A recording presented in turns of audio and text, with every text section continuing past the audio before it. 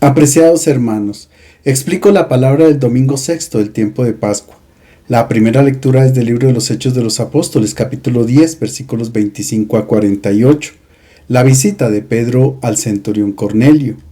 El hecho ocurrió en Cesarea Marítima, la espléndida ciudad portuaria fundada en el año 22 a.C.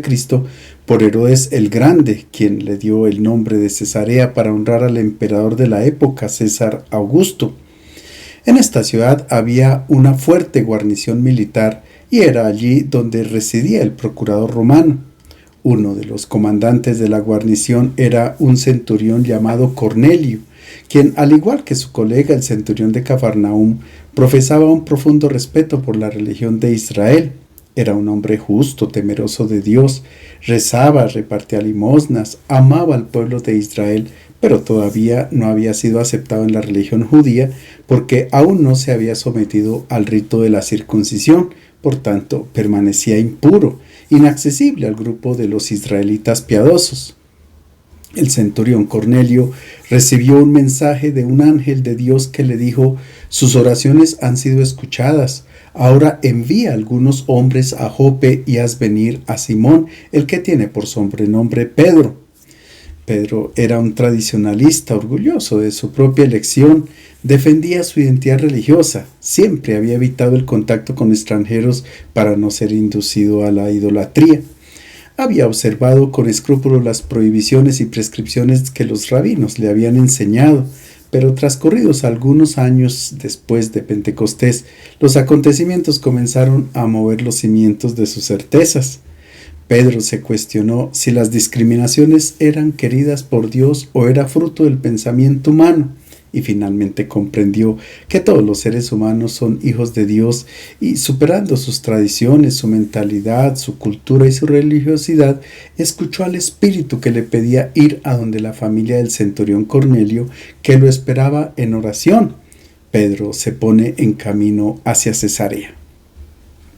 Cuando Pedro entró, Cornelio le salió al encuentro y se arrodilló a sus pies en señal de veneración. Pedro lo levantó y le dijo: levántate, que yo no soy más que un hombre.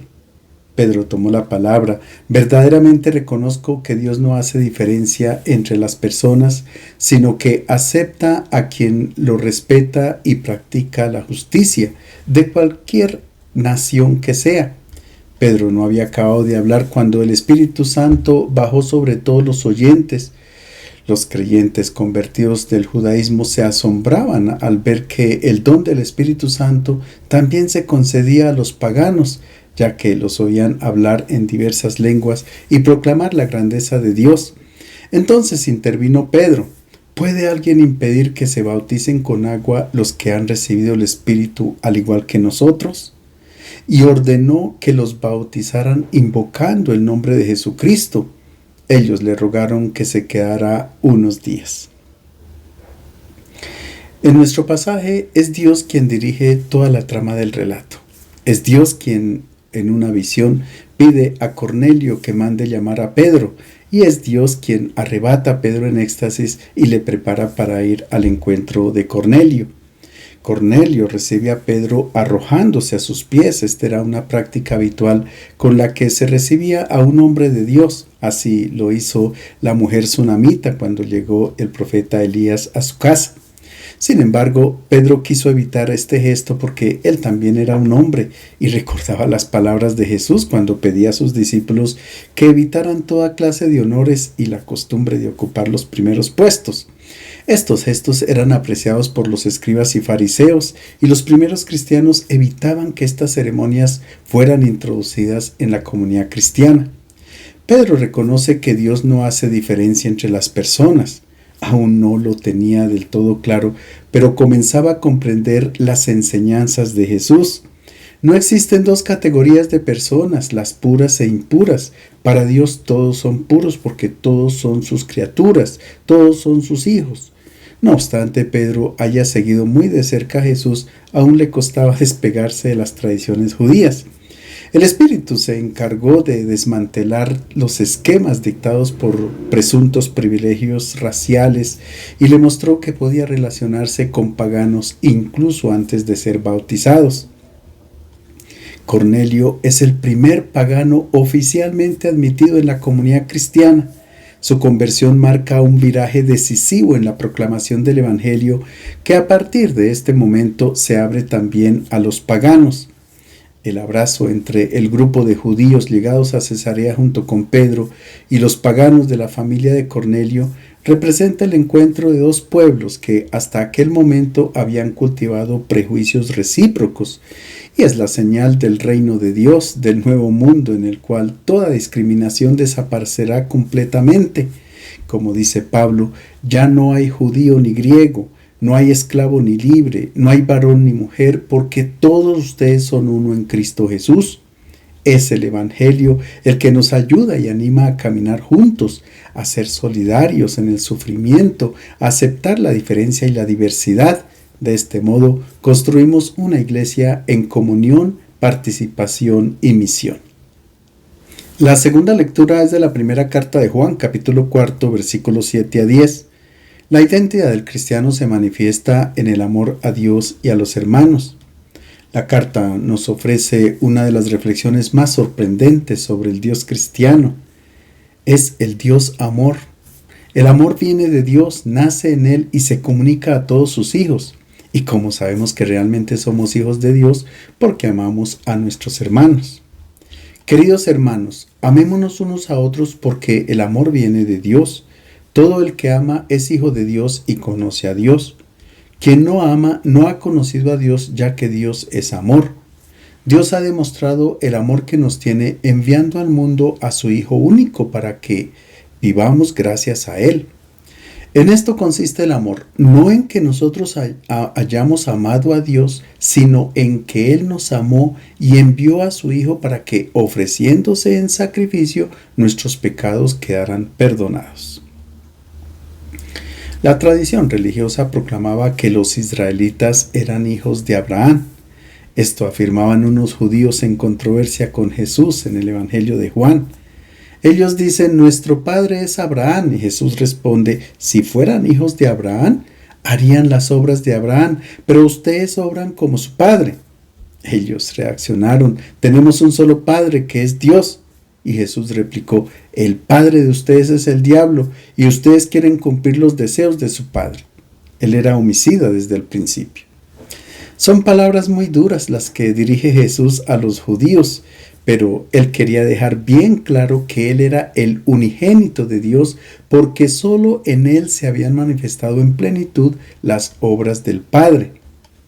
De igual manera, todas las personas que se asemejen al Padre Celestial también son llamadas hijos de Dios, es decir, quienes acogen las bienaventuranzas y en general todas las enseñanzas de Jesús, quienes aman a sus enemigos y rezan por quienes los persiguen, quienes hacen obras de caridad, especialmente con las viudas y los huérfanos, etc. Ellos son, como exhorta el apóstol Pablo, hijos amados, imitadores de Dios. En nuestro pasaje, San Juan aclara que el origen del amor está en Dios. Es por esto por lo que el amor no deriva de una disposición externa dada por Dios al ser humano, sino que es una semilla divina que Dios ha depositado en él. San Juan no ofrece una definición de Dios, sino que nos explica cómo Dios se manifiesta. Él no es un legislador o un juez como creían las autoridades religiosas de Israel, sino que es amor y solo amor.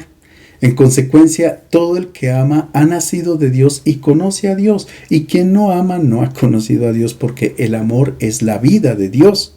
Finalmente, San Juan explica lo que significa amar. El amor de Dios se ha manifestado de manera gratuita dándonos a su unigénito, el don más precioso que Dios tenía. Lo ha enviado al mundo como víctima de expiación por nuestros pecados, para liberarnos del egoísmo, del sufrimiento y de la muerte, como dice San Pablo, cuando todavía éramos débiles, en el tiempo señalado, Cristo murió por los pecadores. Este mismo amor generoso y desinteresado se manifiesta en todo aquel que se ha convertido en hijo de Dios. El Evangelio es de San Juan, capítulo 15, versículos 9 a 17. Jesús instruye a sus discípulos sobre el mandamiento del amor. Nuestro pasaje hace parte del discurso de despedida pronunciado por Jesús durante la última cena. Después de haber introducido la alegoría de la vid y los sarmientos, Jesús explica lo que sucede en aquellos que permanecen unidos a Él. Es aquí donde insiste sobre el gran mandamiento del amor, el único mandamiento que el Maestro ha querido dejar a los suyos. La palabra amor no solamente la encontramos en el lenguaje corriente, sino también en la literatura, la poesía, el arte, etc. Sin embargo, el significado puede variar de acuerdo con aquello que se quiera comunicar. Los enamorados se dicen mutuamente yo te amo y saben que esta acción conlleva compromiso y responsabilidad. Es por esto por lo que la pronuncian mucho tiempo después de estar juntos. Por lo general se ubica el amor en el campo sentimental. Se identifica con la atracción de la belleza de las personas, del arte, de la música, de la ciencia, etc. Porque donde quiera que se haga presente la belleza, nos sentimos atraídos por ella. A esta clase de amor los griegos la llamaban eros, que es una pulsión natural querida por Dios. Así hemos sido creados, necesitados de la belleza del otro, como obligados a buscar al otro. El amor erótico nos impulsa a buscar a la otra persona por aquello que nos puede ofrecer. Pero esta es solo una acepción del amor que no se puede confundir con el amor del que nos habla Jesús hoy en el Evangelio. El amor erótico conlleva una dosis de egoísmo porque tiende a hacerse servir del otro, a instrumentalizarlo, buscando la propia satisfacción y olvidándose del aspecto de donación hacia la otra persona. Es muy difícil establecer relaciones fieles y sólidas y duraderas únicamente a partir del amor erótico. El amor del que nos habla Jesús hoy en su Evangelio es un mandamiento, es como una orden, porque no procede de la naturaleza biológica, no es instintivo, procede de otra naturaleza. La vid verdadera produce frutos de amor porque proceden de una nueva naturaleza, la de ser hijos de Dios. Solamente los hijos de Dios son capaces de amar no solo con eros, sino con ágape, que es el nombre que recibe esta nueva clase de amor. Los griegos no hablaban del ágape, concentraban su atención en el eros, pero el ágape se convirtió en la principal característica de la concepción cristiana del amor. En el discurso de Jesús durante la última cena, el verbo amar, agapán, aparece 25 veces. En nuestro pasaje solamente aparece 5 veces el verbo amar, agapán, y 4 veces el sustantivo amor, ágape. Escuchemos cómo inicia el texto. En aquel tiempo dijo Jesús a sus discípulos: como el Padre me amó, así yo los he amado. Permanezcan en el amor, en el mío, traduciendo literalmente. El origen del amor ágape, que Jesús dice ser el suyo, no procede de la naturaleza biológica, no es el eros, sino que procede de Dios. Mientras que el eros actúa de modo egoísta, el ágape es un amor de donación, incluso hasta dar la propia vida. El ágape prescinde de aquello que el otro nos pueda ofrecer. Solo ofrecemos al otro todo aquello que lo haga feliz para que viva con gozo. El amor de Jesús es absolutamente gratuito. Un amor que conlleva a pérdida porque no quiere nada a cambio. Solo con esta clase de amor se llega a ser un verdadero ser humano. El último escalón de la evolución no es el Homo sapiens sapiens, que es un hombre hábil, constructor de la ciencia y de la técnica.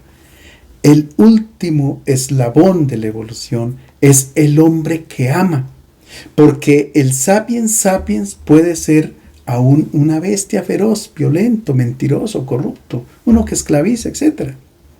En cambio, el hombre que ama con ágape es realmente humano. Cuando emerge en la persona la nueva naturaleza de hijo de Dios, se explicita el amor al hermano. Es un amor que no tiene en cuenta la belleza o la amistad, sea amigo o enemigo, no calcula quién me quiere o quién me odia, quién me ha hecho el bien o el mal. A todas las personas les expreso mi amor incondicional y gratuito, que llega incluso a los enemigos. Es en definitiva el amor de renuncia a sí mismo para hacer feliz a la otra persona. Este es el amor que se requiere como base para el matrimonio, porque es un amor incondicional. El ágape es un don del cielo, viene del Padre, es un regalo que nos ha traído Jesús. Este amor es la misma naturaleza de Dios, en él no existe más que este amor puro e incondicional. Jesús transparenta esta vida de Dios que se ha manifestado en él, en la donación, en convertirse en pan, en dar su propia vida a favor del hombre. Aquí se percibe nítida la referencia a la Eucaristía, el sacramento donde se celebra la donación del Señor y se realiza la unión íntima con Él. Quien come mi carne y bebe mi sangre, habita en mí y yo en Él. Jesús pide que moremos, que permanezcamos o que vivamos en este amor que es el de Él, que es totalmente gratuito. Una pareja de enamorados expresa su amor mutuamente en la pobreza. Es por esto que dicen: tú eres mi vida, yo no puedo hacer nada sin ti. Tú eres mía o mío. Pero este es un eros, un amor posesivo. Con ágape se dice: yo te amo tanto que doy la vida solamente con el objetivo de que seas feliz. El objetivo de mi vida es tu felicidad, aunque tú me odies o me crucifiques, como diría Jesús. Este amor, el ágape, no se opone a la pulsión erótica, que ha sido también un don de Dios, sino que sublima el eros y lo lleva a la realización plena de la donación al otro. Así el eros alcanza también su grandeza cuando es vivido como un don y no como una posesión. El amor que propone Jesús no es instintivo, sino un mandato. Escuchemos. Si cumplen mis mandamientos, permanecerán en mi amor, lo mismo que yo he cumplido los mandamientos de mi Padre y permanezco en su amor.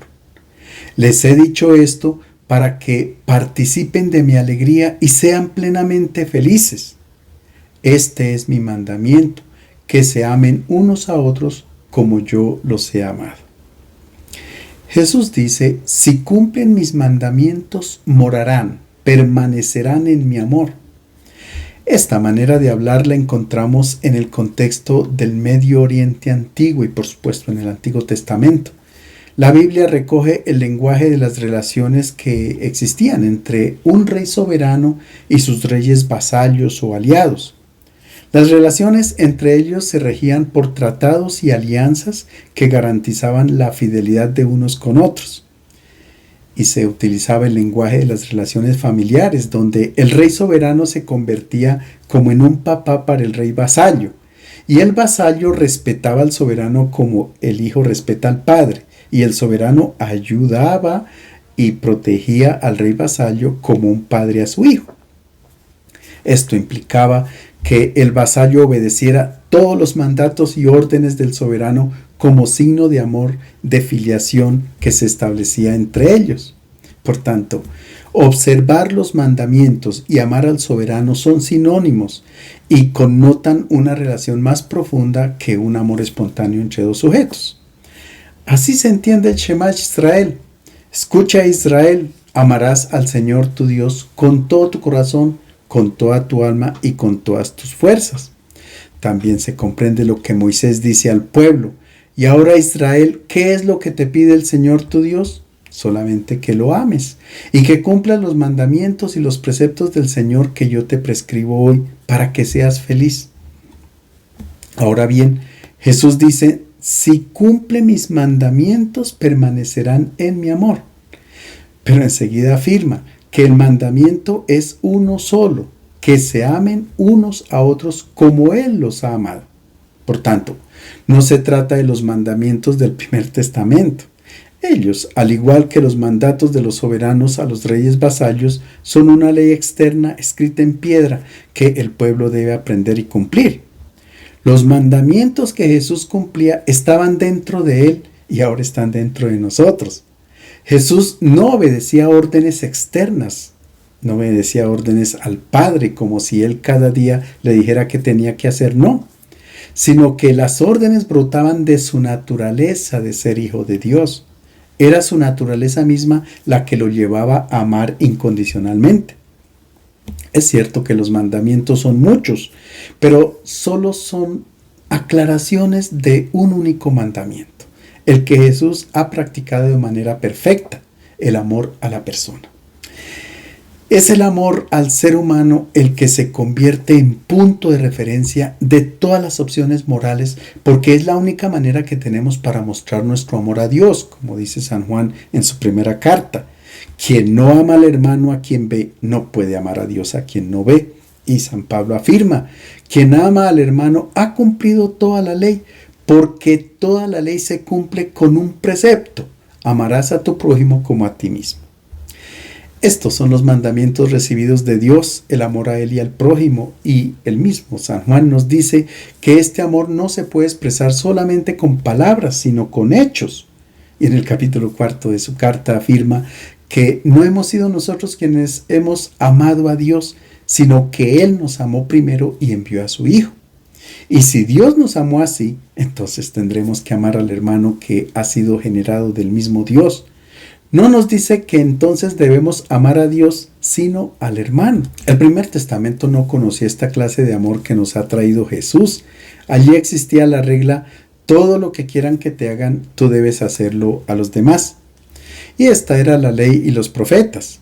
Esta era la síntesis del amor. Ahora la medida no es esta clase de justicia, sino el amor que ha manifestado Jesús, el amor de Dios, que es totalmente gratuito, desmesurado e incondicional. Jesús dice a sus discípulos durante la última cena: les he dicho esto para que participen de mi alegría y sean plenamente felices. La felicidad en los Hechos de los Apóstoles se hace referencia a una frase que pronunció Jesús: hay más alegría en dar que en recibir. Mientras que el eros me impulsa a recibir, a ver qué puedo ganar, el ágape me impulsa a donar todo sin esperar la más mínima recompensa. Este es el amor de Dios. A lo largo de nuestra vida experimentamos muchas alegrías, como la profesión, el matrimonio, etc. Pero al final se convierten en alegrías pasajeras. Nosotros hemos sido creados para una felicidad que va hasta el infinito, y ninguna alegría de este mundo nos satisface plenamente. En la Edad Media se decía que quien ha sido creado para Dios, todo aquello que fuera inferior a Dios nunca lo saciaría. Es que tenemos inscrito en nuestro ADN la necesidad del infinito. Así lo entendió el salmista cuando oraba: como busca la sierva corrientes de agua, así mi alma te busca a ti, Dios mío. El gozo duradero lo experimenta quien mora o permanece en el amor de Dios. Se trata de un gozo que se experimenta cuando las cosas están bien o cuando están mal. Cuando se goza de buena salud o en la enfermedad. Cuando los amigos son fieles o cuando nos traicionan, etc. El primer signo de que este amor ha sido bloqueado y no está en nosotros es que se apague el gozo y la alegría. Puede haber placer, eros, pero no el gozo. Porque el gozo pleno solo nace del ágape. Y San Pablo nos dice en uno de los versículos más cortos de la Biblia: estén siempre alegres. Esta es la actitud permanente del cristiano. Todavía está arraigada en muchas personas la creencia de que permanecer en Cristo equivale a renunciar a lo que nos hace felices y estar permanentemente tristes. No es así. Ciertamente Jesús nos pone en guardia contra las alegrías vanas e ilusorias que nacen del egoísmo, de la búsqueda del placer a cualquier precio, pero nos pone ante los ojos la alegría auténtica, la que surge de la unión con Él y con el Padre del cielo. En nuestro pasaje Jesús dice: este es el mandamiento, el mío. Durante la última cena, después de lavar los pies a sus discípulos, Jesús había dicho: les doy un mandamiento nuevo, que se amen unos a otros como yo los he amado.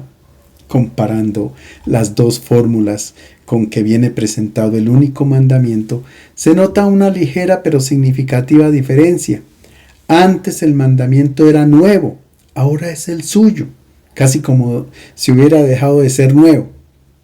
Hay una razón por la cual se introduce el cambio. El evangelista escribe después de los acontecimientos de Pascua, cuando Jesús ya había pasado de este mundo al Padre. Jesús ha sido el primero en practicar el mandamiento nuevo. Ha amado hasta el extremo, hasta donarse totalmente. Esta es la razón por la que el mandamiento ya no es nuevo, sino que se ha convertido en el suyo, porque Él mismo lo ha practicado. La medida del amor al prójimo ha dejado de ser la indicada en el primer testamento. Ya no es amar como a ti mismo, sino como yo los he amado. Y con esta expresión Jesús se refiere al amor inmenso que Él ha manifestado en la cruz. Ahora Jesús continúa hablando a sus discípulos y les presenta una tercera forma de expresar el amor. Aquí se utiliza el verbo griego philein. Nadie tiene amor más grande que el que da la vida por los amigos. Ustedes son mis amigos si hacen lo que yo les mando. Ya no los llamo siervos, porque el siervo no sabe lo que hace su señor. A ustedes los he llamado amigos porque les he dado a conocer todo lo que escuché a mi Padre. No me eligieron ustedes a mí, yo los elegí a ustedes y los destiné para que vayan y den fruto, un fruto que permanezca. Así lo que pidan al Padre en mi nombre, Él se lo concederá. Esto es lo que les mando, que se amen unos a otros. La tercera forma de amar se expresa con el verbo philein, que significa el amor por las cosas, la sabiduría como filosofía, o por la especie humana como filantropía. Es el amor de amistad. Jesús dice, no los llamo siervos sino amigos. Y siervo en la Biblia era un título honorífico. El título siervo de Dios se atribuye a personas como Abraham, Moisés, David, los profetas. También el anciano Simeón, Pablo, Pedro y muchos otros se califican como siervos. Y María se define la sierva del Señor. De esta manera, ella expresa toda su disponibilidad al servicio del designio de amor de Dios para con la humanidad. Ahora Jesús presenta otro título honorífico, amigo, y explica la diferencia entre el siervo y el amigo. El siervo no conoce los pensamientos de su Señor, solo obedece órdenes. En cambio, la relación entre amigos es totalmente distinta. En la época de Jesús, el jefe de provincia, el comandante del ejército o el centurión tenían la orden del emperador y tenían que obedecer y se mantenían distantes. En cambio, quien era amigo del César tenía libre ingreso al palacio sin protocolos ni horarios. Lo podía encontrar en cualquier momento y se informaba de todos los secretos del imperio y del gobierno. En el primer testamento se dice que Abraham era llamado amigo de Dios porque el Señor le revelaba sus secretos. Recordemos cuando los tres personajes que llegan a la tienda de Abraham le dejan saber que van a destruir Sodoma y Gomorra por la falta de hospitalidad de sus habitantes. Y Dios cuenta con confianza a Abraham que se ha visto obligado para acabar con estas dos ciudades. Jesús no quiere una relación de siervos, sino de discípulos amigos. Quiere confianza, compartir el proyecto de amor del Padre para que lo llevemos adelante junto con Él. Jesús no puede llamar siervos a los discípulos porque les ha revelado todo lo que ha oído al Padre. La comunidad cristiana se compone de amigos. Se excluyen, por tanto, las relaciones superior-súbdito, dueño-esclavo, maestro-discípulo. Todos sus miembros están en el mismo nivel y gozan de igual dignidad. Nadie se puede atribuir prestigio y honor. Muchos todavía hoy pueden estar dentro de una relación como la que Moisés ha instaurado con Dios, súbditos obedientes al legislador, o como un patrón que da trabajo y que al final paga la jornada. Muchos permanecen en esta espiritualidad porque están convencidos de acumular méritos para recibir al final una recompensa. Jesús nos demuestra que esta espiritualidad ya no funciona porque Él nos da a conocer cuánto es bello su proyecto y quiere involucrarnos en él. Si lo entendemos así, entonces nosotros también nos jugamos libremente la existencia por este proyecto. La relación de la amistad es gratuita. Cuando un amigo nos pide un favor, lo hacemos con gusto y sin esperar una recompensa. Entre amigos emerge la alegría de servir al otro. Es la lógica del regalo. Cuando regalamos algo a otra persona, ella no me debe recompensar. Soy yo quien experimento la alegría de dar y ya. Quiero que la otra persona entienda que yo soy feliz siendo su amigo.